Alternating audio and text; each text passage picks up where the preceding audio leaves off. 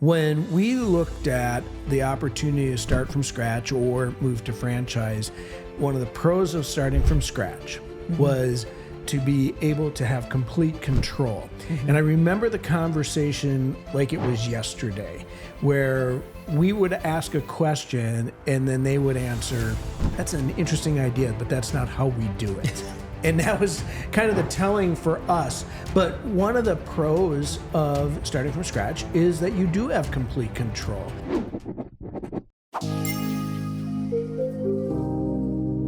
Welcome to the Entrepreneur Show, where we dive deep into conversation about entrepreneurship, business ownership, leadership, and personal development. I'm David Ritchie. And I am Madeline Ritchie. And Madeline, the last few episodes we've been discussing people getting into entrepreneurship and business ownership, telling people a little bit about our story, how we made decisions. And today, I really wanted to dive into the conversation of how, and as most of our audience knows, we've started businesses from scratch. We've started businesses as franchises. We've moved into master franchising. And even today, we're looking at exploring some new opportunities. And interestingly enough, they happen to be ones that we can compare starting from scratch or possibly looking at a franchise. So in our past, we started our second business and we had this decision to make. And that decision was, should we start it from scratch or should we look at it and look at different franchise models? So obviously we did both, and we ultimately made the decision to start it from scratch. And neither decision of how you're going to build your business is right or wrong. It has to do with a couple of things, right? And as we talked about in a previous episode, it has to align with your values and your goals, right? You need to understand that. But when we looked at the opportunity to start from scratch or move to franchise, one of the most important things that we looked at was, and one of the pros of starting from scratch was to be able to have complete control. And I remember the conversation like it was yesterday, where we would ask a question and then they would answer, "That's an interesting idea, but that's not how we do it." And that was kind of the telling for us. But one of the pros of starting from scratch is that you do have complete control. And in that case, why was that so important to you and to that business for us? Well, for us at the time, right, we did not want to be kind of tied down to anybody's rules. Right. And so, and I like a good challenge from time to time. And so I thought I can always think I can make it better than most, right? And at the time, we added some layers to the one that we wanted to do versus the one that they had, right? And so, and that was at the time, the only franchise that was women only. And so, yeah, at the time. Within the where area I was looking that for, we were yeah, looking at, where I was looking for. So, and I just thought I could do it different and do it better, and I did, actually. We absolutely did for 5 years, and it was work, though. It was a lot of work. So that's a second really big pro to starting a business from scratch. Not the work part. That just comes with what I'm about to say. It doesn't matter. Creativity and innovation. So to your point, you had this vision of what you wanted to build, and you wanted to build something based on mind, body, and soul, specifically for women and empowerment. And while parts of that were in different models, none of them had the whole concept that you had. And so that was a really big positive for you, is that you could add your creativity. You could select your colors. Your messaging was your messaging. So yeah, I agree with you on that. That was so important to you. And I remember when we were having the conversation with a couple of the franchise models, that was big, right? Because you'd said, well, you're not really utilizing a color that really emphasizes that, right? You're not using words that necessarily emphasize that. So I agree with you, that creativity. Now, we can get into the cons in a little bit, but one of the other things that is pretty strong in a pro from starting a business from scratch, and we felt this actually in all of our businesses that we started from scratch, was the flexibility, right? Being able to do it not only our way, but manage to the schedule that we wanted to adapt programming, to adapt product offerings specifically for our client base. Well, do you agree with that? That was a pretty big pro for us. Oh, yeah, for sure. And so I looked at the other big pro that most people think it was really important. Now, we did not at the time take this model to be a franchise. We should have, and that's a lesson learned, not a mistake, just something we learned from, was brand ownership. Yeah. Well, initially we were going to. I think what happened for us was that we used components of the equipment that were not as simple as, not franchisable, right? Like the Queen X wasn't a franchise. It was one that they're no longer in business. So from a franchise standpoint, that would have been challenging. So you have to make sure that you keep it simple. Yes. And that is also really a great point, because it comes down to one of the other perceived pros of a startup, and that's lower initial startup costs. I'm here to tell you guys, when you have changes in product and offerings or in equipment at the last minute, it's going to increase your costs. And one of the things that it offered a great deal of flexibility. Our core client loved it. They loved everything we could do with it. However, what really ended up happening was, as to your point, it moved to a point that, well, now I have to train somebody on how to do this. The programming had its own certification. We wrote all the content and programming for that piece of equipment within the structure that we had. Yeah. So again, going back to, it's a lot of hard work. It's a lot of long hours. It's a lot of all this.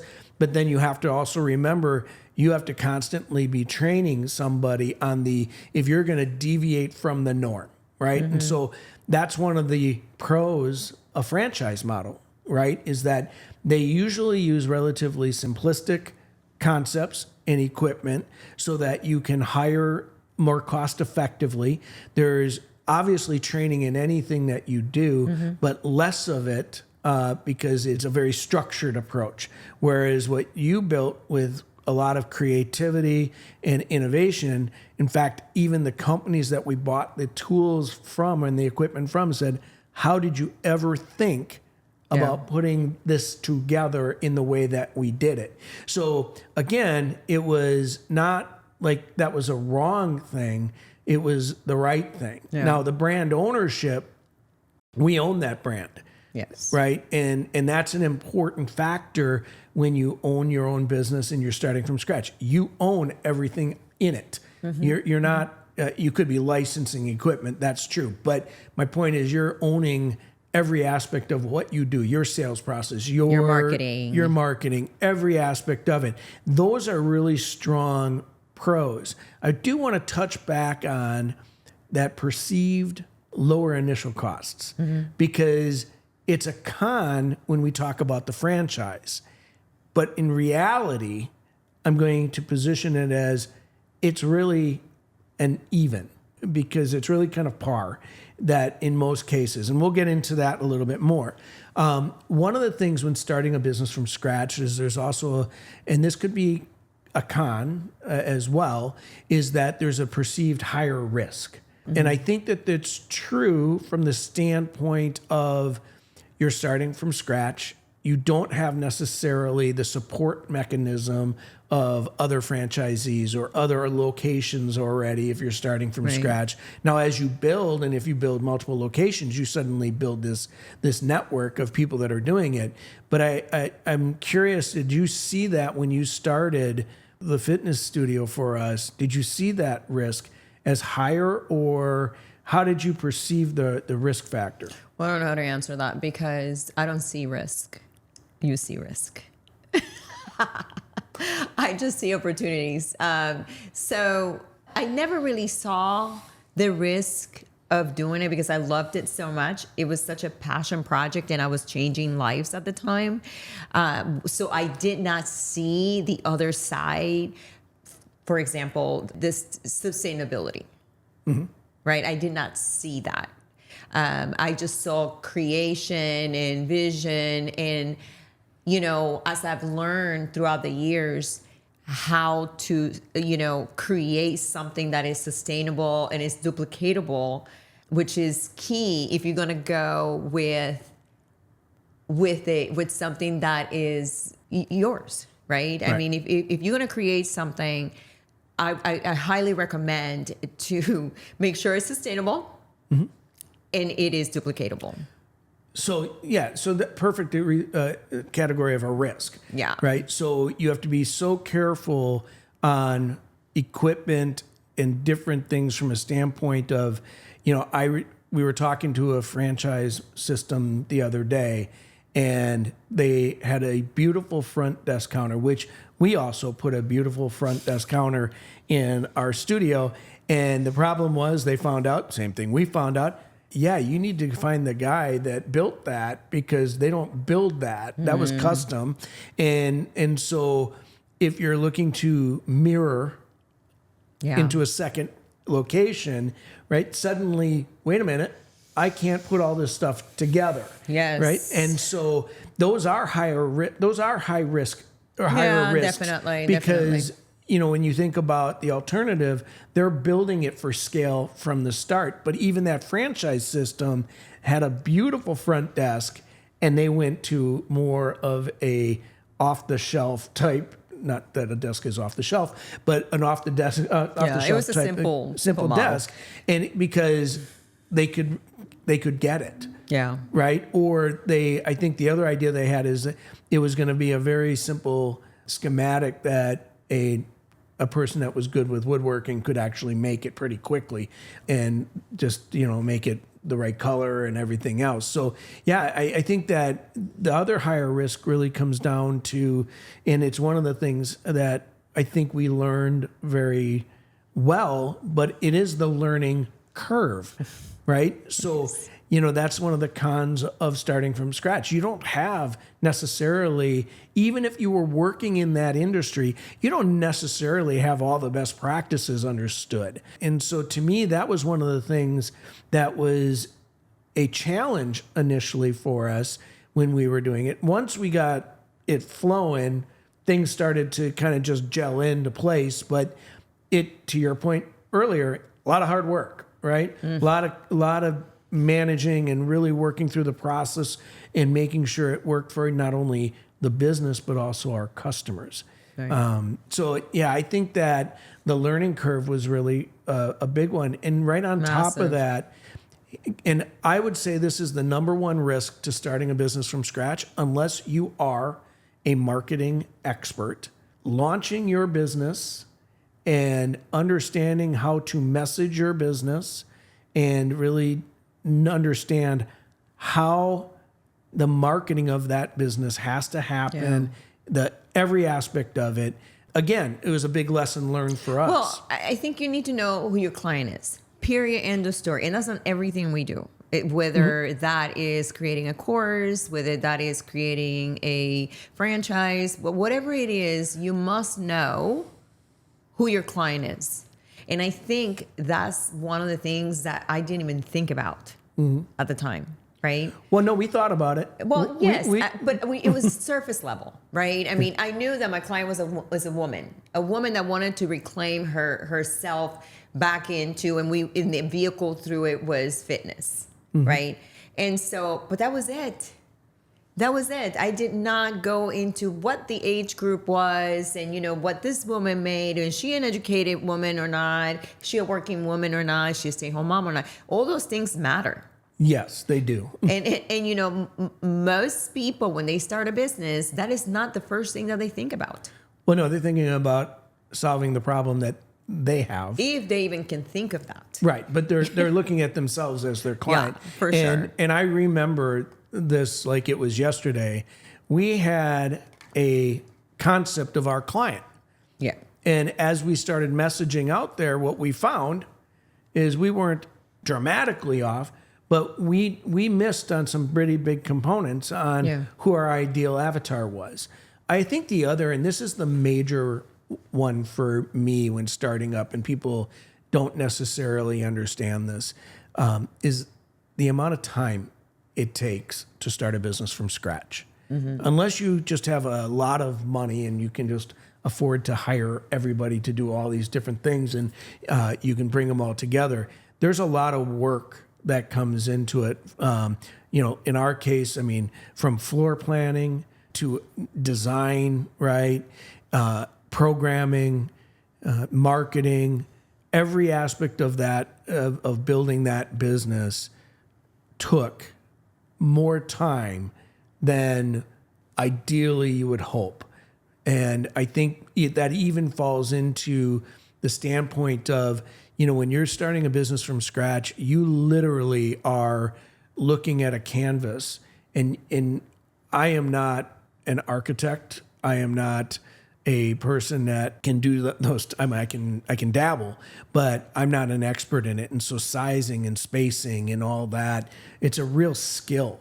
And especially if you're building out a brick and mortar type business or understanding the staffing model, right? From a standpoint, we were doing classes, but if you're doing a home improvement concept, right? How many people does it take to do the typical job? How many jobs would you really have going at that time? What happens if you're scheduling and you have more jobs than you can absorb, right? So there's a lot of things that happen within that people need to understand. That takes a lot of modeling and it kind of goes to flipping the switch on our conversation, kind of the pros and the values and cons of a franchise. Okay, so let's recap that. So from a standpoint of starting your own business, being a founder, what are the pros?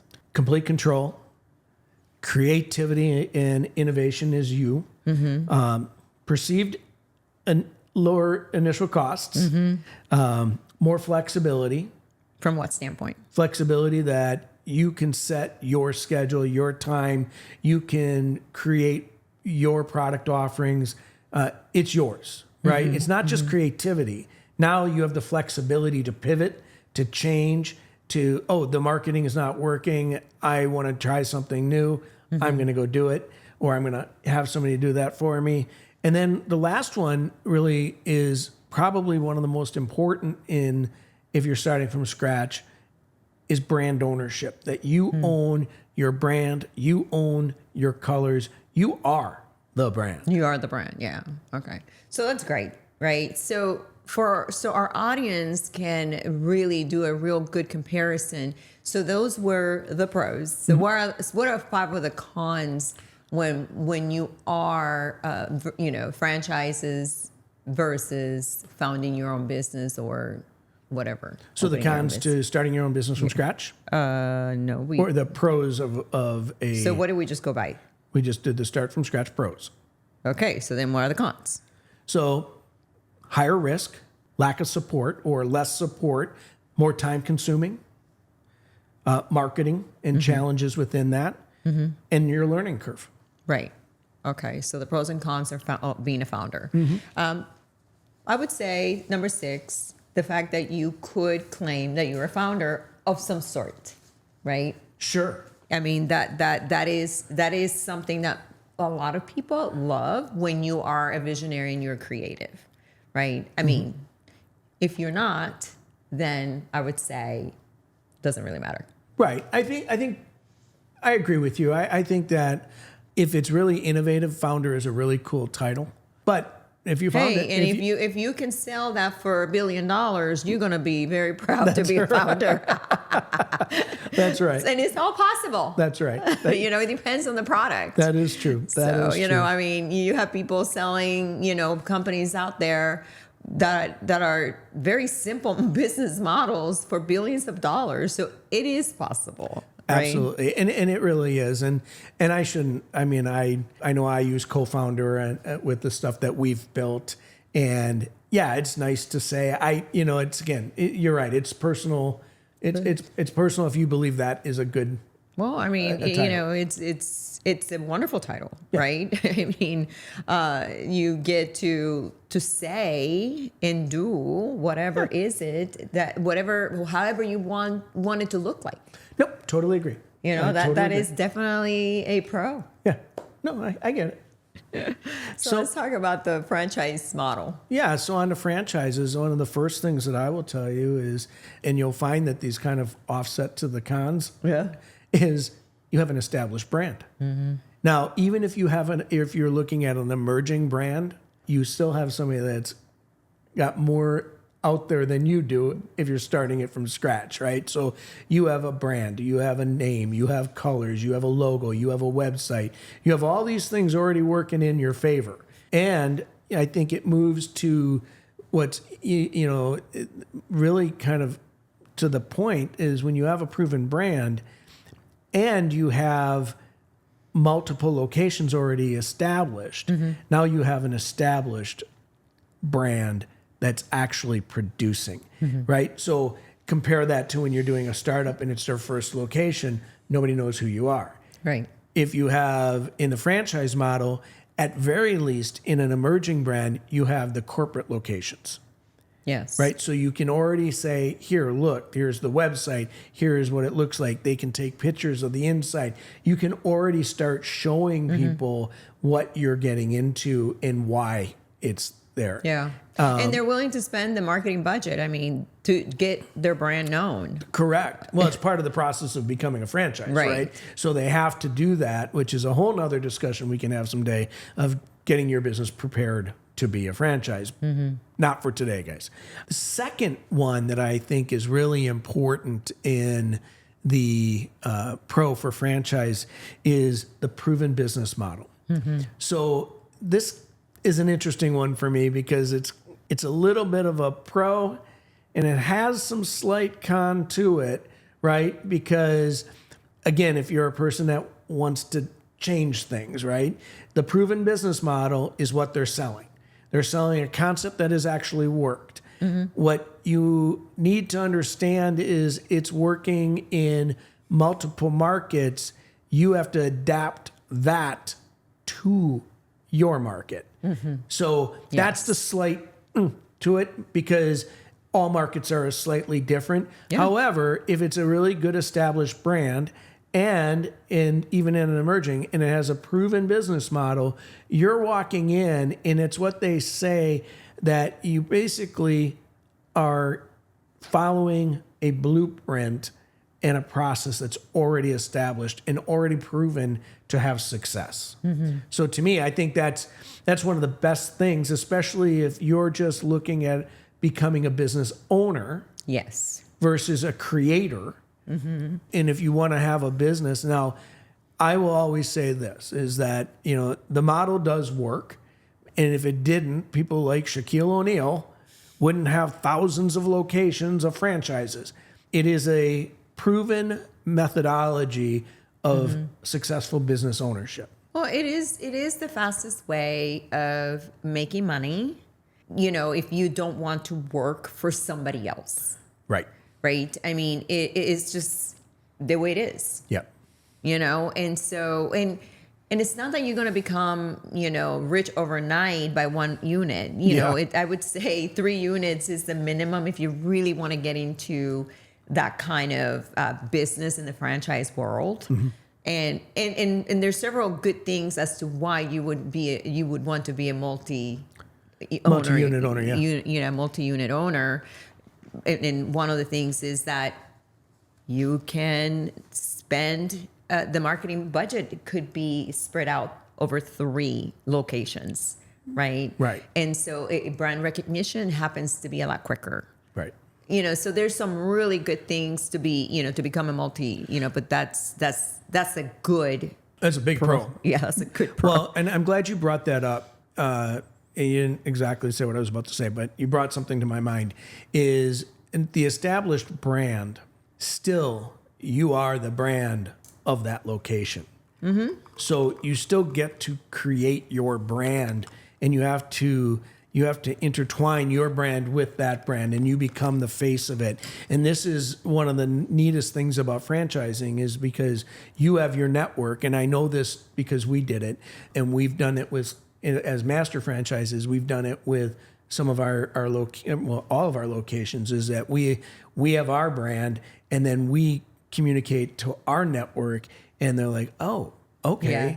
Yes. And so the stronger your personal brand is, the greater the established brand can be raised. So I think it's really important. Yeah, I agree with that. Now that we want to get into the brand thing, because that's not what our conversations are about, but our conversation right now about.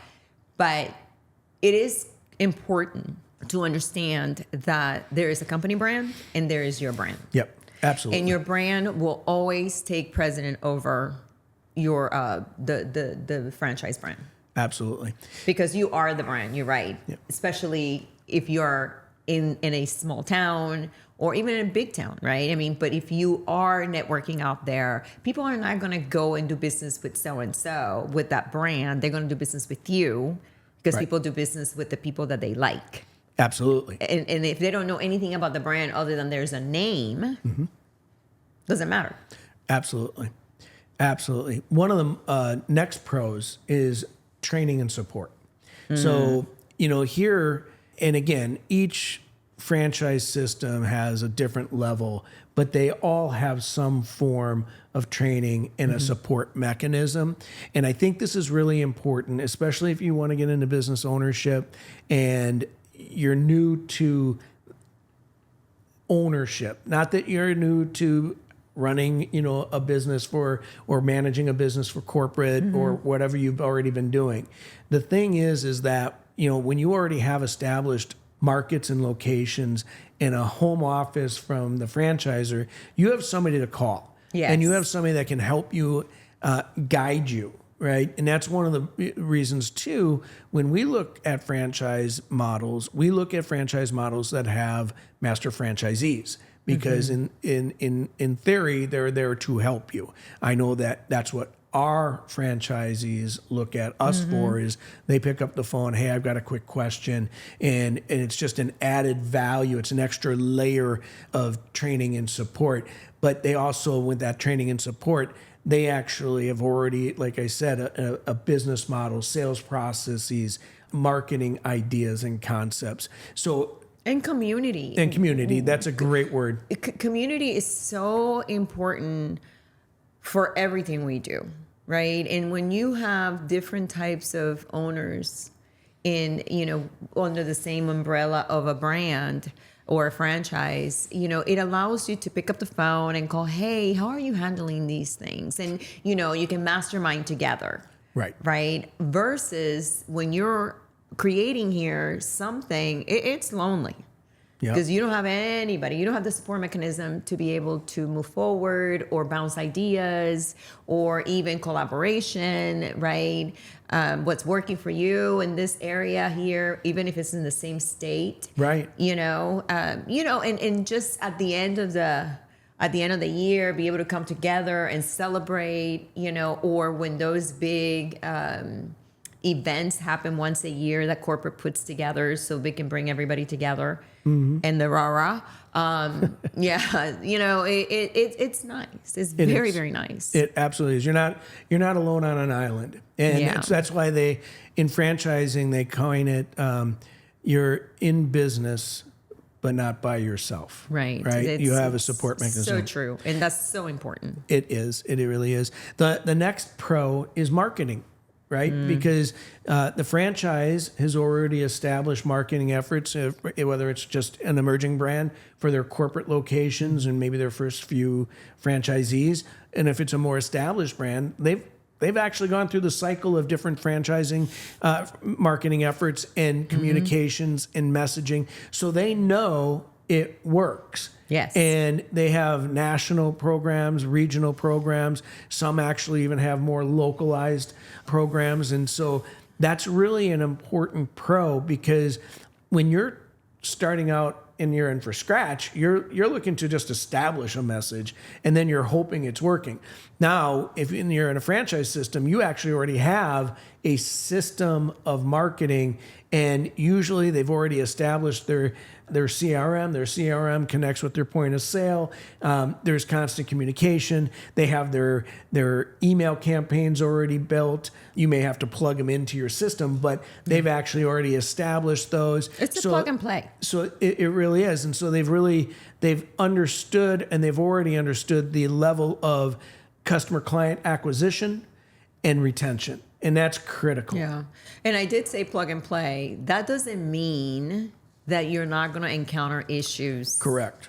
And that you're not going to be bothered by certain responses from the home office, because it happens. It happens more than you think. Yep. Right?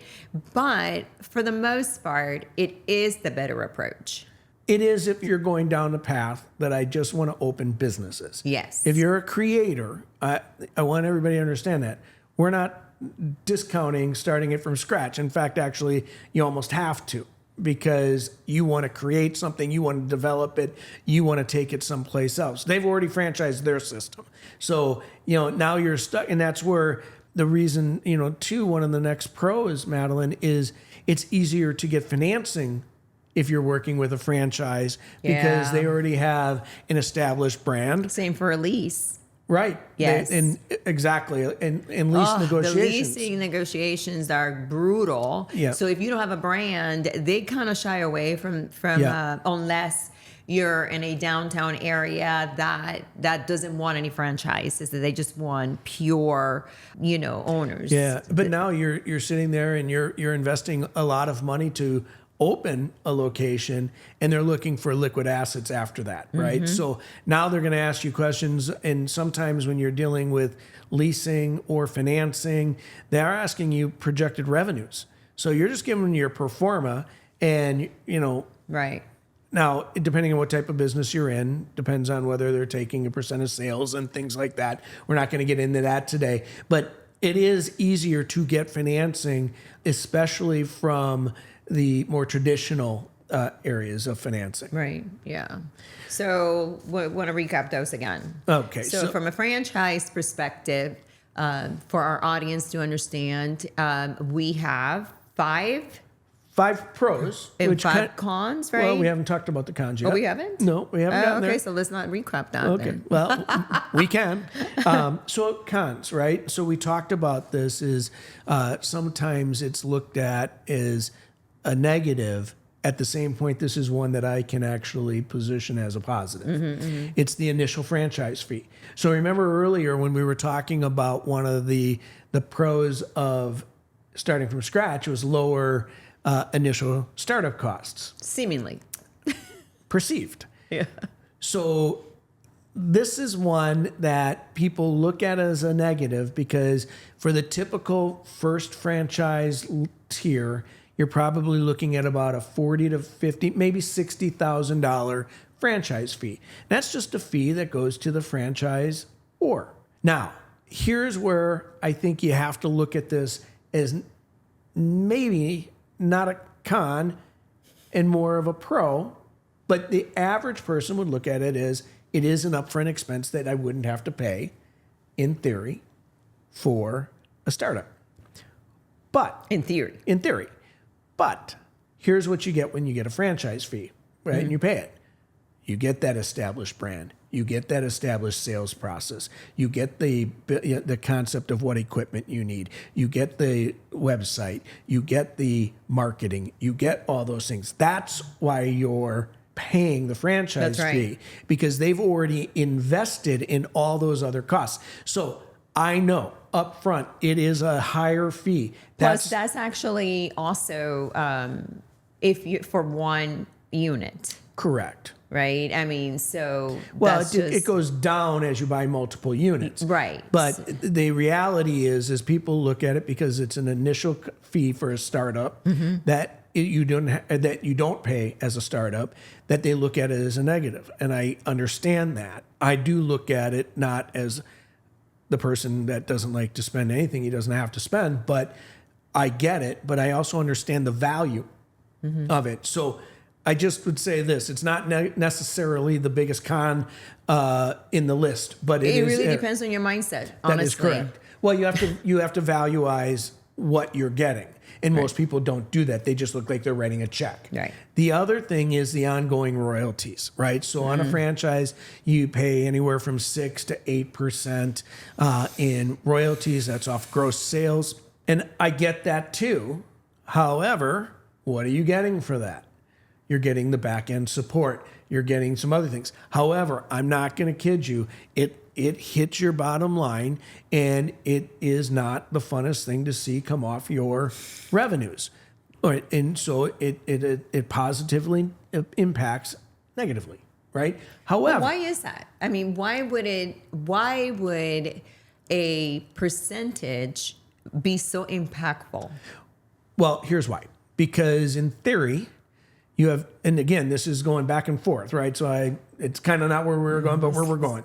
So if you look at it, is let's say the price of the product to be competitive in the market is $100, and your competition, who is a startup, or you're comparing startup, and you're able to charge the same $100 because that's what the market's willing to pay for it. But now I'm working as a startup with $100. You're working with 94, right? On that same product, because I'm giving 6%. I just use 6, but if it was 8, then you'd be 92. So you're starting with a lower number in your revenue in theory. Now, one could also argue, and this is why I look at it as well, is that, but the established brand, all that other stuff. Yeah, it's not relative. relative. Increasing greater revenue. So now, yeah, I'm paying 8% or 6%. However, I'm getting more from it, right? So again, the cons on franchises, you have to look at a little bit for what am I getting for some of that, right? I actually think there are more pros and cons owning a franchise. I do. What do you mean? Well, there's more benefit to owning one. There's more pros than that's cons. What I said. Oh, okay. That's what I said. I didn't hear you. Let me tell you that again. There are more pros than cons owning a franchise. I would agree. Yeah. I would agree if you're looking at business ownership as your strategy. Yeah, and even from a margin standpoint, it hits more. You know, because if you can control and you don't know what to control as an owner, as a founder, it could get out of control. So I'm so glad you used that. That's the next con of a franchise, or negative, perceived negative. Well, I'm glad I can keep up with your notes over here. Is you have less control. Yes. Which we talked about as if you have a startup, you have greater flexibility. Yeah. But to your point, that less control could be spun as a positive because they are keeping you in line in a box that has been proven to be successful. So I agree with you. The next is obviously within a franchise there's some contractual obligations, right? So you brought up multi-unit franchisees. Well, there is actually a schedule if you open or if you buy multiple locations on when you have to open your next one. Now, most franchisors are very flexible after the first one is, let's see how it's going. Let's make sure it makes sense. Let's find the market and things like that. And then they'll give you a little room. But their idea is to open on their schedule because they want to get as many opened within a period of time. Of course. And then the last con, and this is kind of important, it's reputational risk. And people don't think about it. Because when you have multiple franchisees running businesses, you have to remember that your location could be potentially impacted by a review of another franchise location. So, or if the franchisor gets into trouble, now your brand that you've been selling is now at risk. Yeah. Is it a huge risk? No. It is a risk, especially as you have more and more locations and franchise owners within a certain geographic, right? So the typical on most brick and mortar franchises is about a 3 to 5 mile radius and it's this big old circle that they draw on a map, which very few people can actually understand why that actually equals 3 to 5 miles, but it does. And the more people you have layering over and connecting to that, now, well, wait a minute, I didn't get the experience that I got over there, or I was looking for a better experience and I went to this other location and it was bad, right? And so now that could be damaging to you. The other is if somebody is doing something not correct, right?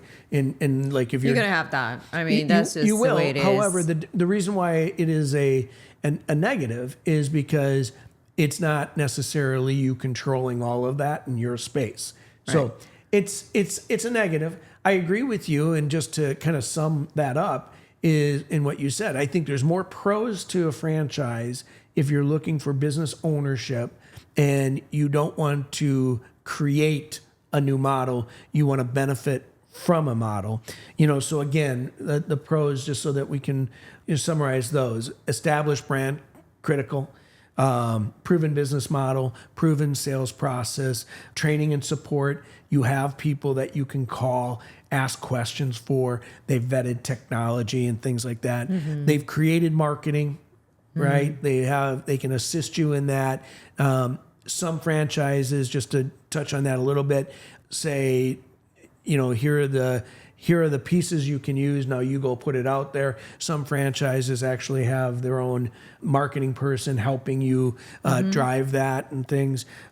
Financing is easier as well. Also lease negotiations, as you brought up. Some of the negatives or cons is the initial franchise fee, but we talked about that. What do you get for that? How does that benefit you? You'll have to make that determination, whether that's a negative or a con or a pro. Ongoing royalties, again, it's an added expense to your business. However, you have to look, how much did that established brand help you? Less control. Yes, if you really want to pivot quickly on something that you don't like how it's being done, or you want to make a major change to how the franchise is doing something, that's a slow process. Right? And you have to be concerned about that. There are some contractual obligations within franchising that, for example, if you want to open up a set, or you are a multi-unit owner, or you want to buy a second unit, then you're going to be required to open it in X period of time. And then lastly, it was the reputational risk and how that could be impacting you, not only from a franchisor perspective, but other franchisees within your geographic and how that could impact you. To that point, I'll tell you what, that is not, very, very little. It happens very, very little, but that is on the franchise. That is, what is the vetting process that they have. And you could see that, that's part of our next episode, one of some of the things to look for in when you are going to that discovery day for your franchise. And we can talk more about that in the next episode but it really is that one, the franchise owns it, I agree. They're again, they have a greater responsibility to manage what's happening within their system. Whereas when you're a sole operation startup, you own it. Yes. Right? So, yeah, really good. So, guys, that's kind of what we looked at from a standpoint: pros, cons, franchise versus startup. As Madeline indicated, there are a lot of pros to be had for franchise systems, but no matter which way you decide to go, neither one is wrong. One might be better suited for you depending on how that aligns with your values and your goals as a business person. Yes. Again, as we did with our one business, a couple of our businesses, we wanted more creative control. We wanted to do things our way. We wanted to make decisions. We wanted to market the way we wanted to do it. We wanted to build our business the way we wanted to do it. And so that was right for us. When we did the franchise systems, that was the right decision for us as well. So it's just proof that they both are right. They're not one's better than the other. You just need to be educated on what is happening when you're making that decision and what makes sense for you. So, guys, I hope that this information was helpful to you today. We always look forward to bringing you great content. If you like this content, please like it. If you haven't subscribed to our show, please subscribe on whatever podcast platform you listen or watch on. If you know anybody that this might be of interest and our content might be of interest to, we ask only that you refer them to us. Give us an opportunity to help share our knowledge and our successes and sometimes our learning opportunities with them as we do with you. If ever you have a question that you would like us to answer directly, please email questions@trustedpreneurs.com and we would answer it right away, and it just might happen to be one of our topics on our next show. So with that, guys, thank you for watching and listening. We look forward to the next episode that Madeline talked about, which will be kind of, okay, you've made the decision, you're going to look at a franchise. What are some things you should do to evaluate that? And then we're also going to touch base on some of the things that you should look at when you get into the FDD. Until the next time, guys, thanks for listening. We'll talk to you soon. See you soon.